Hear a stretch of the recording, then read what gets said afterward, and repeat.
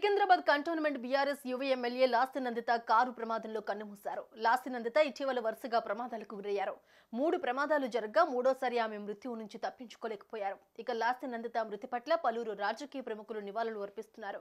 TDP అధినేత చంద్రబాబు లాస్తి నందిత కుటుంబానికి సంతాపం తెలిపారు.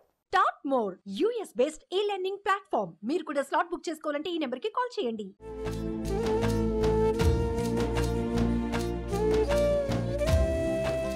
లాస్తి నందిత మృతి పట్ల TDP chief Chandrababu Naidu Twitter వేదికగా స్పందించారు.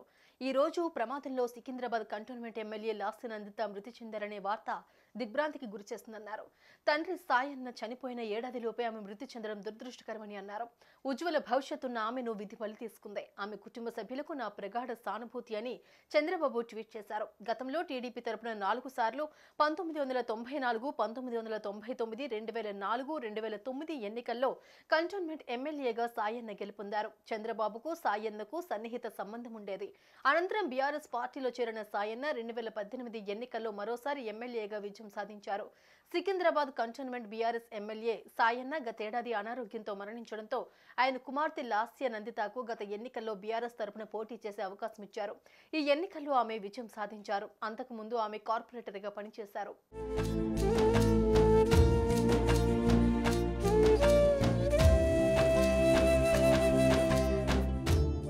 ఇటీవల లాస్తి నందితకు రోడ్డు ప్రమాదం జరిగింది. నల్గొండలో జరిగిన కేసీఆర్ బీఆర్ఎస్ సభకు హాజరై తిరిగి హైదరాబాద్ వస్తూ ఉండగా నార్కెట్పల్లి సమీపంలో ఆమె ప్రయాణిస్తున్న కారు ఓ ఆటోను ఢీకొట్టింది.